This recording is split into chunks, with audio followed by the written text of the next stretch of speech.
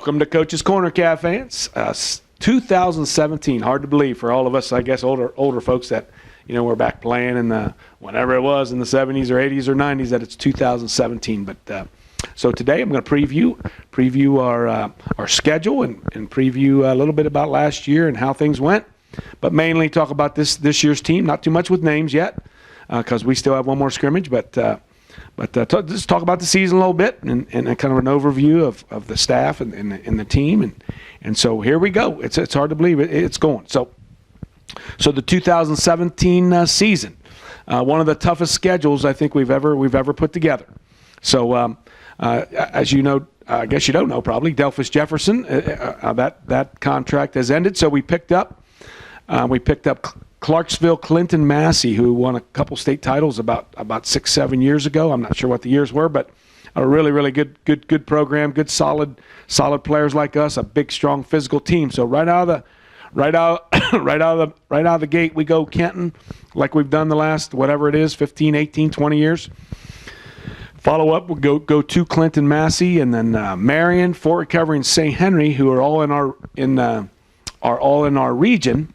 And so lots of points there and trying to get into the playoff. Those first three league games are going to be really important, as all the league games. So along with our schedule, we have a great home schedule this year. 2 years ago we had 6 home games. Last year only 4. But this year we're back to 5-5. And so we open up with Kenton at home, and then we go Marion home. We have St. Henry home. We have Minster home, and we have Anna home. That's 5 really good ball games for us, and just good games that will be competitive, and people will want to come and have good crowds, and Eric will be happy. He'll make some good money, and the boosters will make money on the 50-50, and so just really good home games for us this year, and so we're looking forward to that.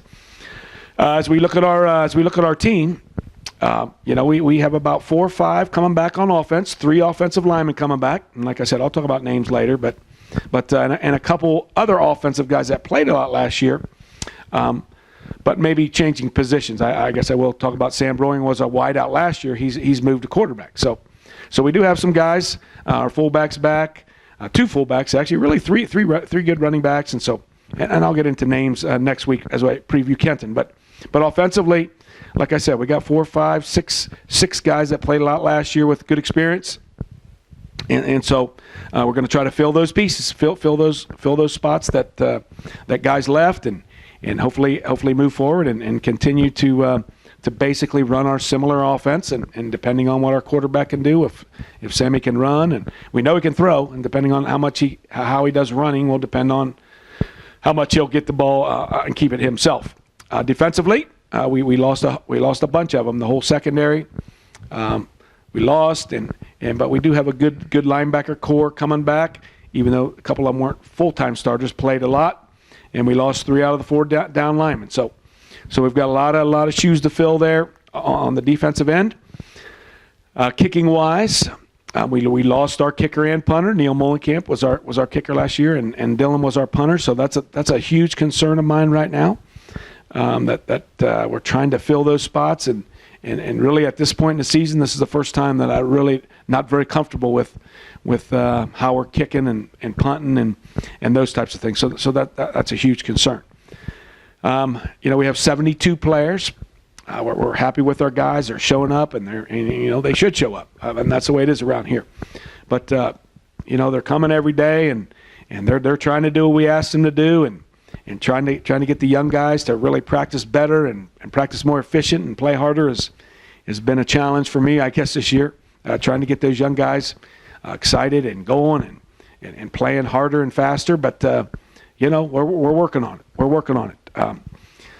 Looking at the staff, we have the exact same staff as last year. Mark Bruns is the D coordinator. I pretty much, I guess, I would consider myself the offensive coordinator.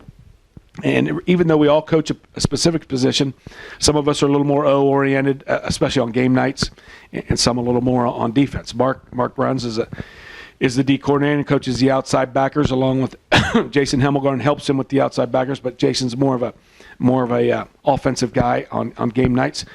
Corey Klinke is the quarterback coach, and helps out with Dan Kenny with the DBs. Dan is the DB coach and helps out with the receivers and coaches the receivers.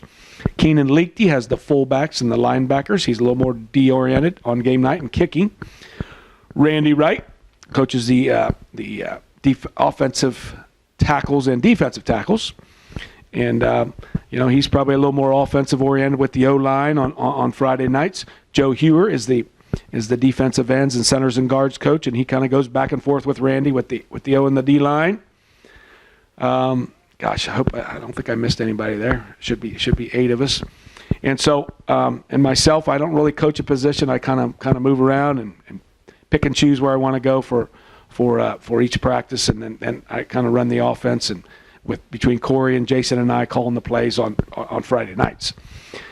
So we're looking forward to the season. It's right around the corner. We open up with Kenton next week at home. And to be honest with you, I'll remind you next week, I don't know if that's a 7 or a 7:30 start. Lots of leagues have gone to 7 o'clock start, and since it's a non-league, we might have changed that. But I can't. I'll be honest with you, I can't really tell you that. I'll tell you next week. So certainly, cav football has been a good thing for us. Mike Spriggs and really running the whole thing and doing it because he likes it and he enjoys it. And Chris Crone does all the statistics and a couple of his buddies. Rod Staller's been with it a long time, and Gary and Gary Maston and John, and they go to all the games and they get a lot of the information to Mike, and Mike takes care of it on the cav football, and I think a lot of people enjoy it. And so tune in next week as we get ready for Kenton 2017.